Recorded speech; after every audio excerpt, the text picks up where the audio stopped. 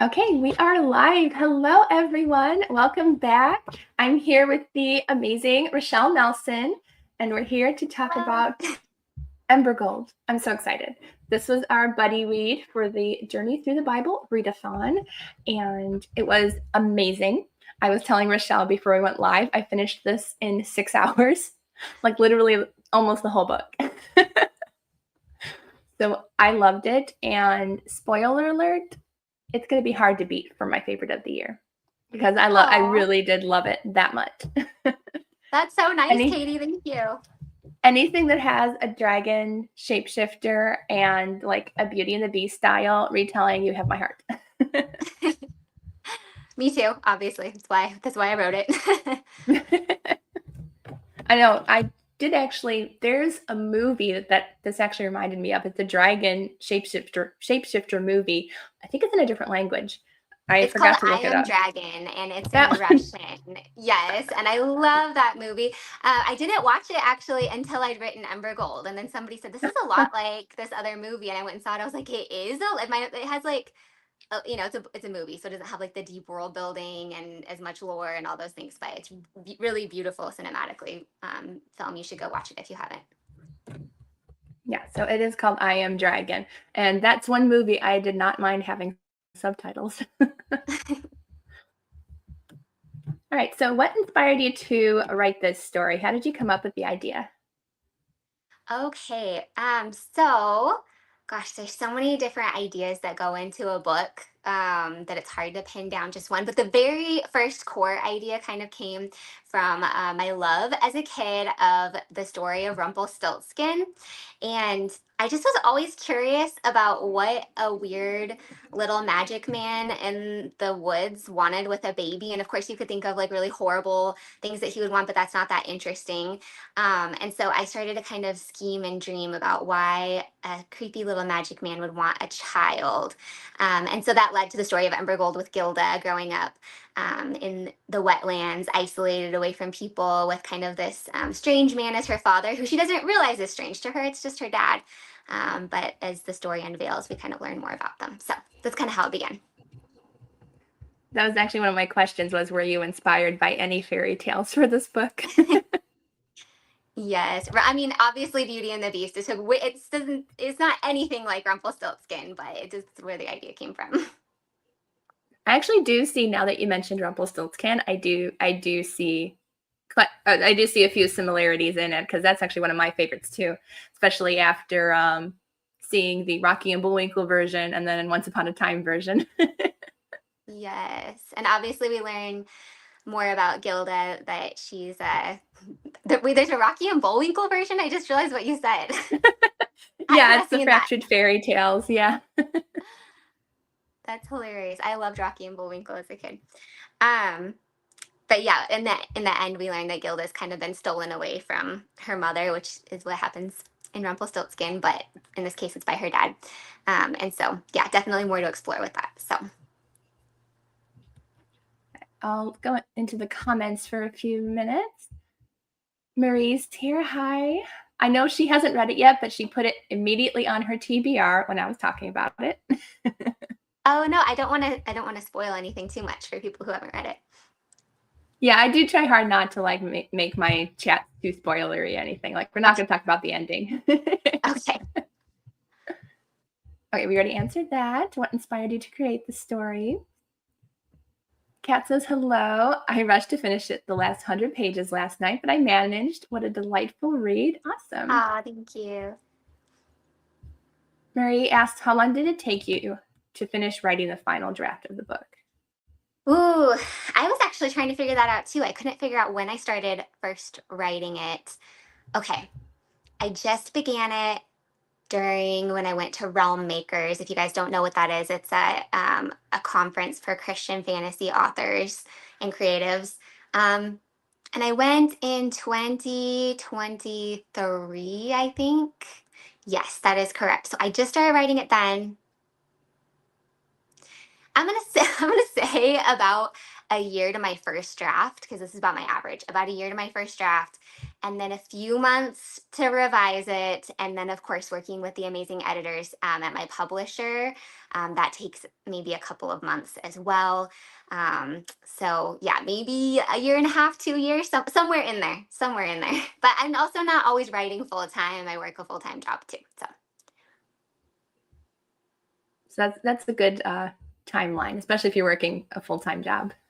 yeah, I'm not a super fast writer. These writers who are putting out like 2 or 3 books in a year, I'm just amazed. It takes me more time than that to think things through. How did you get into fantasy writing? Like that genre? Is that the one you knew you were going to write right from the beginning, or did you think about it? Yeah, I don't think I would have ever written anything else. All my favorite books are fantasies, YA fantasies. I cut my teeth on Narnia as a kid and Tolkien, of course, and then just kind of kept going from there. And also, yeah, I've had different journeys with my love for fantasy, as I think the genre kind of has, since we're mostly Christian readers here, a lot of the roots of fantasy. Like I love like MacDonald, who of course inspired C.S. Lewis. Loved his fairy tales growing up, The Princess and the Goblin, The Light Princess, things like that.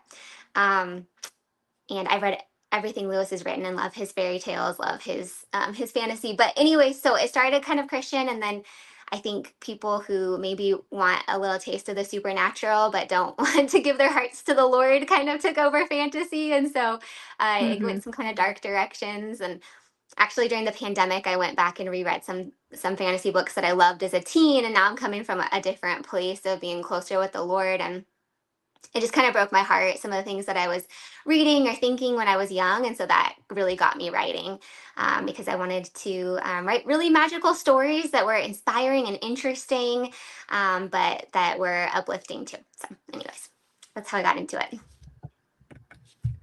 Yeah, I love fantasy too, and I have ideas for fantasy books, but right now God wants me to write romantic suspense. So Yeah, you read everything though, right, Katie? Like you are like I in every do. genre.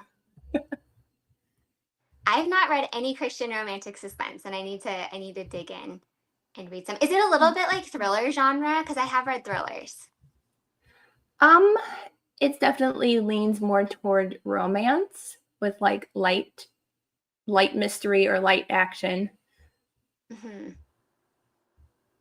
Okay. So maybe kind of like, have you seen the movie Haven? It's based on a book by Nicholas Sparks, where this woman like runs away from the police and is in a small town and she falls in. So it's kind of like a weird rom-com, but then at the same time, like the police are after her. And then there's like a weird supernatural element with it. I love that movie. I think it's really good. There's an inappropriate scene that I would skip. But anyways, um, Yeah. Yeah, kind of like that. Yeah, there's always like, the hero and the heroine and they get into some danger and stuff. yeah, I need to dig in. I'm good friends with Lisa Phillips. We both live in the same town, so I want to read some of her books. But Marie asks, what is the best thing about being an author? ooh, I think the best thing about being an author is that um, a lot of us grow up with a really, really wild imagination and maybe don't realize that that's unusual. And I'd say like a huge part of my life is inside my head. I have really vivid dreams. I'm always imagining things, thinking about things. And my poor sweet husband has to listen to me ramble on and on and on about all kinds of crazy things. And I think that the best part is that there's this really rich, rich world inside my head that I always wish that other people could enjoy or explore along with me. And when I write a story or I write a world, I actually get to share that with other people. And words are so crazy, you guys, because it's literally like you just like have an image in your head, you write a symbol on a piece of paper, somebody else looks at that symbol and the image goes into their head. It's a literal magic. And I love getting to share that with people and just getting to enjoy that with other people. So I guess it's like it's the human connection, and it's the imagination for me. So I'm glad we're very similar. I also have very vivid dreams, and it's like I wake up and I'm like, oh, that really didn't happen, but boy, was that real. and cool. And you wish somebody else could have seen it. So then you write it. Yeah. Kat asks, how different is the final plot from the one you initially envisioned? Ooh. Hmm. I'm a big daydreamer, so usually by the time I go to write, I pretty much know what's going to happen. I don't want to give away the ending too much here, but I went back and forth on whether or not the Gilda's father should be her father or not. And so at one point he wasn't her father, but then I felt led to actually make him her father. I've worked with teens for a really long time, and you just see so many stories of young people whose parents are caught in addiction or just have life struggles that make it really hard for them to be a parent. Um, and so I kind of wanted to explore what that betrayal feels like when the one person that's supposed to be closest to you is not necessarily always a safe or yeah, or reliable person in your life. So anyways, that changed over time. Nice. Going back to my questions. So what is the theme of the story? What were you hoping that readers would take away from it? Hmm. Um, Something that I think about a lot is how a lot of our deepest hurts come from people that we love, and a lot of our deepest healing comes from people that we love. And so, um, when we're hurt by people, it's easy to want to lock away your heart and not get hurt again.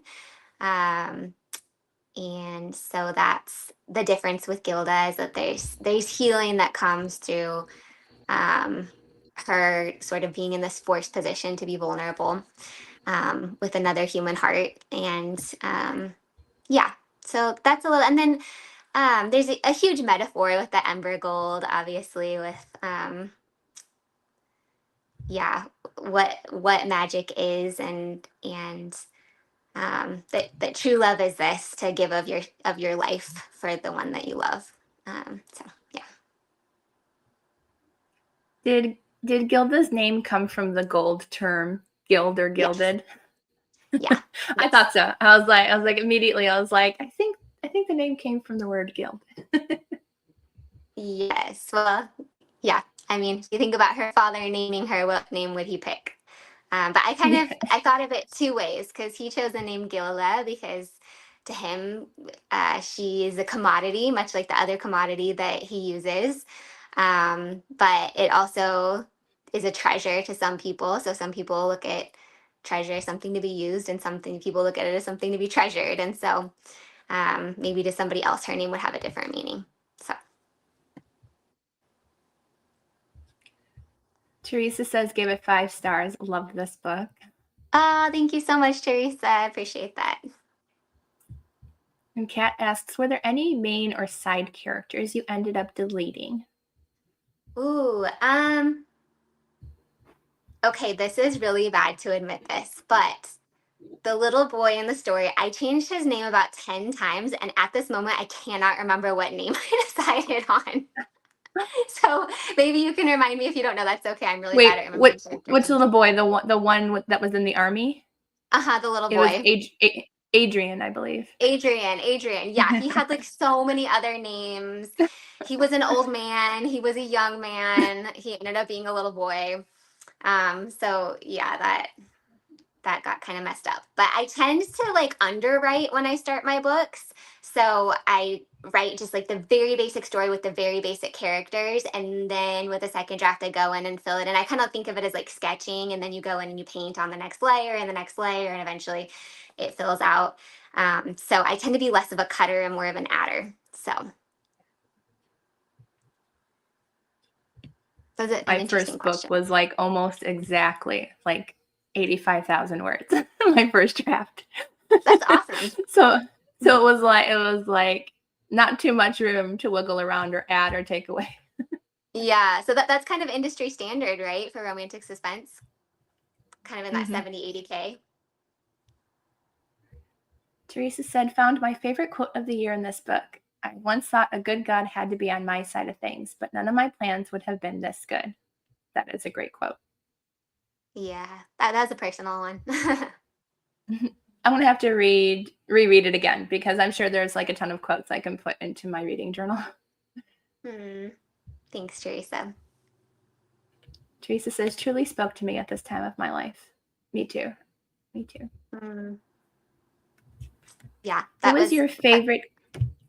Oh, go ahead. I think there's a little Sorry, go delay, so ahead. we're talking over each other. No, you go ahead. I was just going to say, what's your favorite character that you wrote? My favorite character is obviously Will. Obviously, who doesn't want to write a big dragon? That was just so much fun to write. And of course, I love Gilda, but yeah, Will is really special. And I loved writing Hans and Petra too. I've just known so many grumpy, loving couples in my life that I don't know if you noticed this if you've read Sky of Seven Colors, my first book that I wrote, my debut. Yeah. There is Prose and Vaughn, and they're a brother and sister, and they love each other, but they bicker. And it just felt so right to write that dynamic again, so I kind of snuck Hans and Petra into Embergold. I wanted more of it. I couldn't get enough. My next book doesn't have anybody like that, but yeah. I did love Hans and Petra. They were really cute, and I'm glad the dragon knew about them and thought, to go and keep her there safe. Yeah.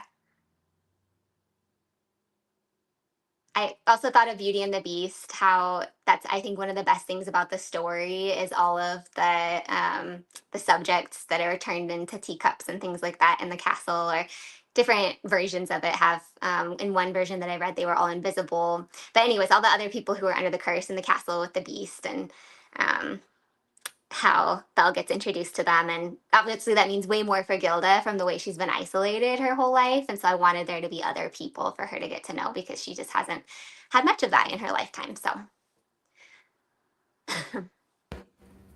Did you visit any fun places for research? Even though it is fantasy, I'm sure you could visit some interesting places. You never know. I didn't necessarily go to research, but one of my favorite things is traveling in Latin America. And so the last few years, I've been really obsessed with cenotes and cave systems. It's just wild to me, the cave systems that exist, in the Yucatan Peninsula and all the underground waterways there. And I've done a ton of cave swimming and cave snorkeling and things like that. And so I loved the idea of if you were trying to get away from water because it hurts you, where would you go? And obviously there's rain up on the mountain, but I loved the idea of it being a mountainous region where a lot of the water sits underground, instead of big lakes and things like that. So you'll see that in the mountain in Embergold.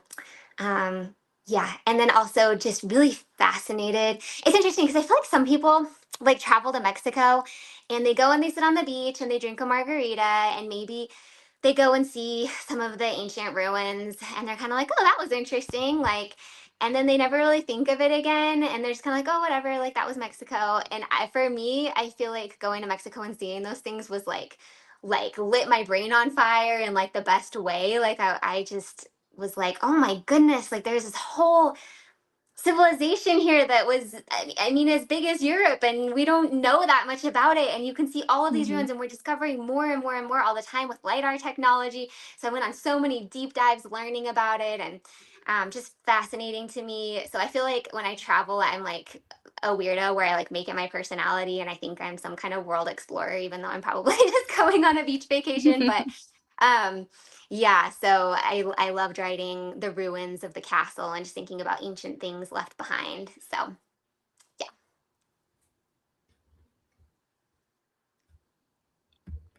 So Unbound did ask, what are you reading in November? But what are you currently reading? Are you reading anything currently? Woo, what am I reading? Gosh. I just read Shauna Schroeder's the newest book in her series. I got to read it early, which was really cool. And I kind of finished that, and I have a little bit of a book hangover, so I don't know what I'm gonna pick next. I have a few things on my shelf that I could pick from, but yeah, I don't know right now. I actually was thinking about reading the original Planet of the Apes series. I've never read it before, but I loved the Planet of the Apes series as a kid, the movies.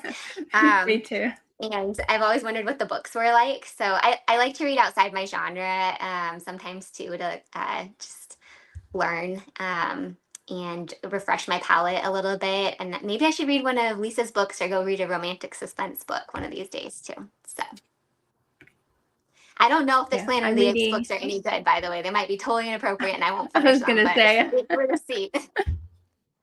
that's what I always say. It's like it sounds good, but I'll let you guys know if it's not. Yeah, exactly. Yeah, I'm reading The Bell Tolls at Traeger Hall by Jamie Jo Wright. I just got the audiobook last Ooh, night, I so want that's to what read a I'm Jamie Jo Wright. listening I to. keep hearing hers are like a little spooky. They are. They're good. They're not like over the top spooky. They're just kind of more atmospheric, but I really like them. I would probably like that. I also just read I, Robot by Isaac Asimov, and that was super fascinating just with the advent of AI and what people were thinking about AI in the 1940s. And some of the accurate predictions is super interesting. Kat asks, "What is your favorite chapter of the novel?" Ooh, And you can answer for writing. I'll answer for reading. I'll try. um, I really love when the dragon transformation scene on the beach. Um, and of course, there's like kind of a romantic moment there, and that was the first one I really got to write. So I loved that. Um, and then besides that, I always love the endings. I always love endings of books. Yeah. So I liked all the scenes in the castle. Like I loved them like that Beauty and the Beast feeling where like he was teaching her to read and he was being protective over what was behind door number 2 and and I just loved those scenes in the castle. It was really fun and intense. I always like those more intense scenes or like the heart speaking scenes where like it's just like a quiet afternoon with the two of them reading together.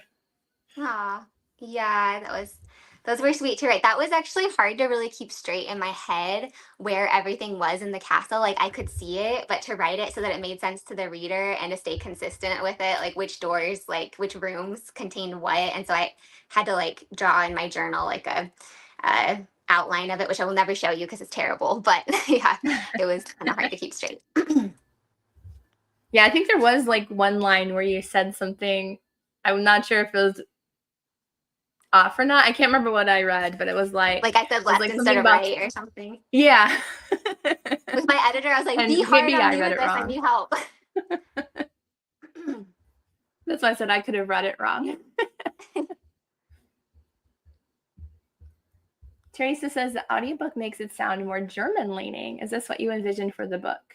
Yes, yeah. So I watched a documentary on YouTube about, I don't even know what it was. It was just like some video that somebody made about, a lot of times when I'm like brushing my teeth, getting ready for bed, I just listen to like historical documentaries.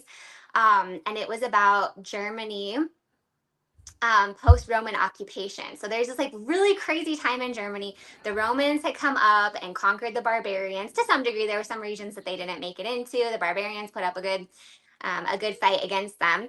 And then the Roman Empire started to recede. And so they kind of like withdrew from a lot of areas. And so you had all these like tribal Germans. So imagine like white people living in huts, like tribal.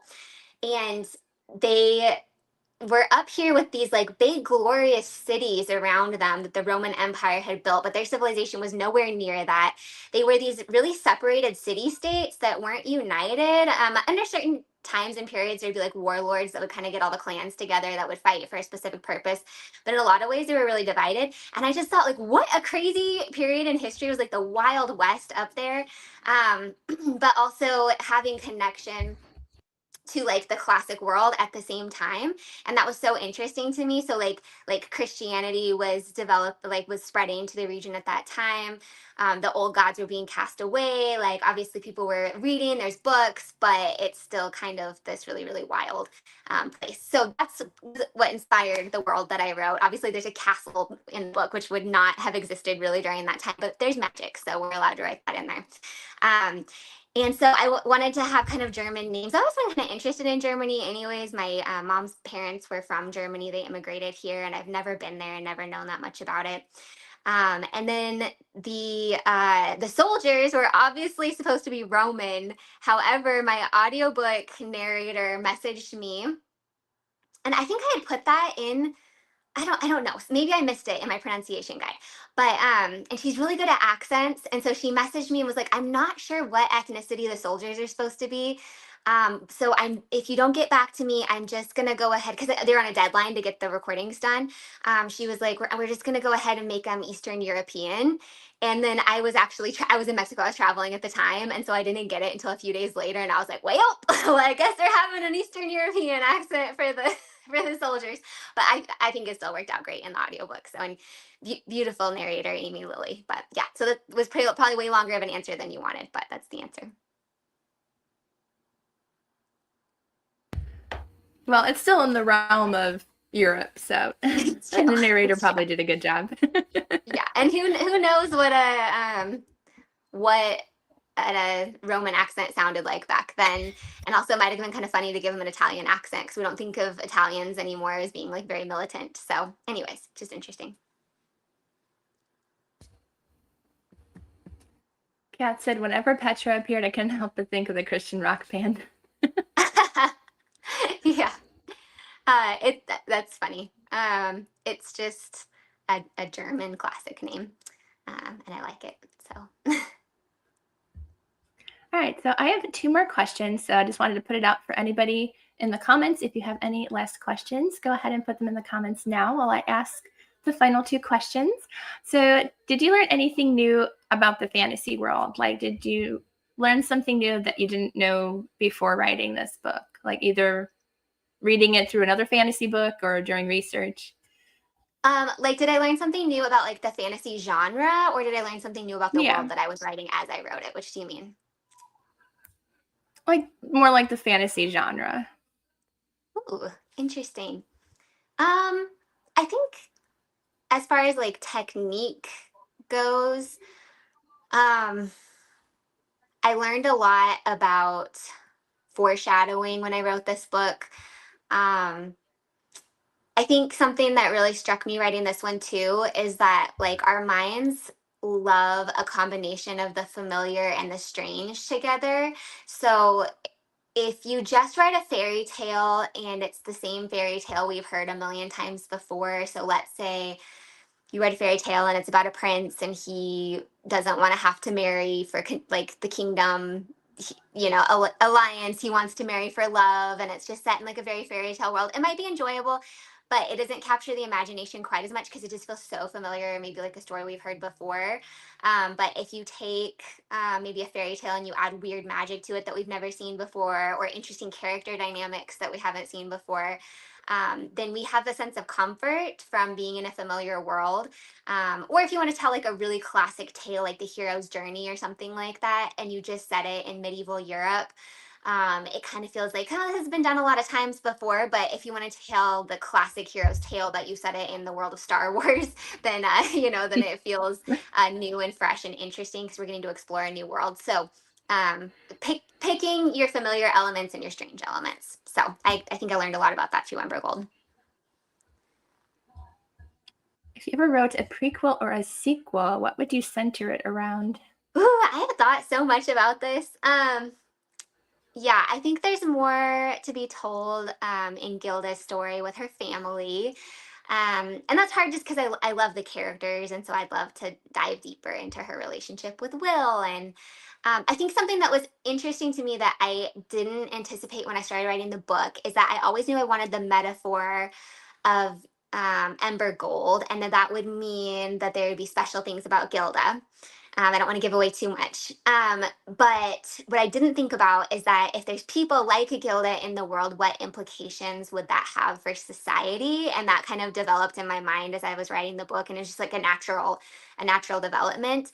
And so it'd be super fascinating, I think, to explore her northern tribes and what that means.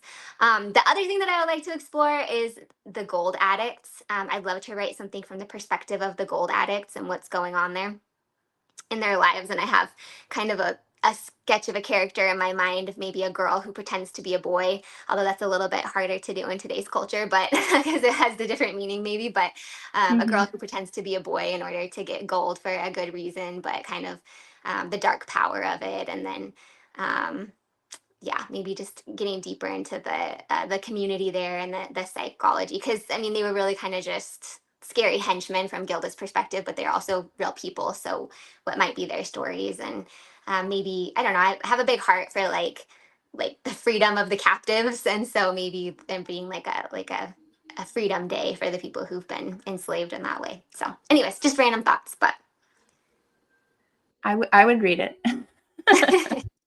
You'd have at thanks. least one reader. Yay. Perfect.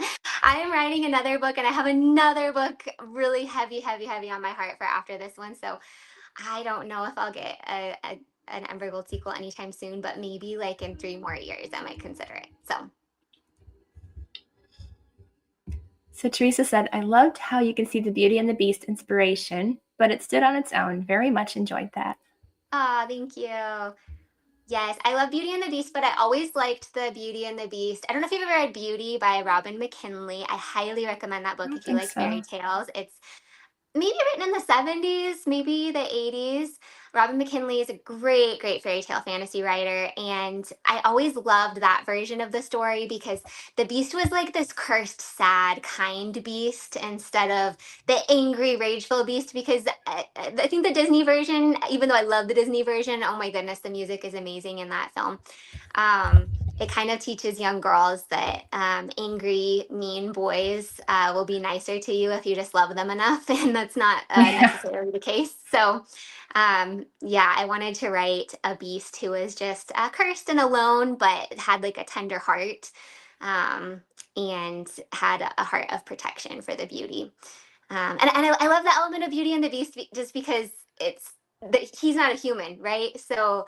Uh, it has to be the meeting of two minds. You can't have a lot of like physical tension between the two because one of them's not human. So, anyways, it's really like a heart level romance, and I just love that. So, Yeah, Will was definitely my favorite in the book too. I always have a soft spot for the wounded hero in books.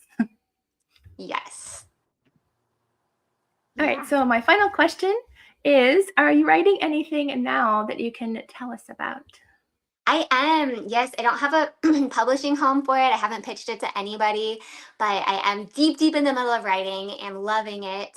Um, I'm writing a story. It's another fantasy standalone in a different world. And it's a little bit almost like an eerie version of Neverland, but a lot darker. So I got really fascinated by, I guess, all the ships that went down. I love the ocean. So I wanted to write something with the ocean. And I was learning about the Titanic. And actually, like, it wasn't just the Titanic that went down around that time, like in the Edwardian period, or that big transatlantic migration from England to the US, or from Europe, I guess, to the US. Mm-hmm. Like so many ships went down and so many people died. The Titanic was one of the bigger ones, so that makes sense that we talk about it so much. But anyway, so I'm writing this book about these girls who are on a transatlantic migration, and their steamship goes down, and instead of dying, they make a choice to be rescued by a strange creature. But in doing so, they're stranded in sort of a different realm on the sea, and the man who rescues them is the servant of a sea monster. And so he's caught between wanting to protect these girls, but also being beholden to this sea monster. And it's a story of survival for them, and it's just been so much fun to write. So, anyways, I was gonna say, do you need a beta reader tomorrow? I probably do. I would happily read it. And it's funny that Kat actually read my mind and said the exact same thing. But What yeah, so novel that or was my series do you have planned yeah. next? So she And then thought the after exact same. Yes. After that, I want to write something about a cult. Like, I just have that. I love learning about people who've survived cults, escaped cults, been in a couple culty situations in my own life over the years. And I just think the group think dynamics are so interesting. And I really want to write about that. But of course, in a fantasy realm. So that's my next thing after this one. And then maybe we'll think about Embergold a little bit more. All right, so I think that is our last question. So thank you, Rachelle Nelson, for hanging out with us tonight to talk about Embergold. It was amazing, and I think everybody enjoyed it that read it for the buddy read, even though they might not be here tonight, but you guys can watch it later. Thank you, Rachelle, for joining us. Hey, thank you, Katie, so much for having me on the channel. And I love what you're doing here. And I love, we were talking a little bit before about how there's not as many Christian creators on YouTube, specifically, or BookTube, specifically talking about books and fiction. And so I just love what you're doing and love that you're doing it. So keep it up. So thank you. Thank you, guys. And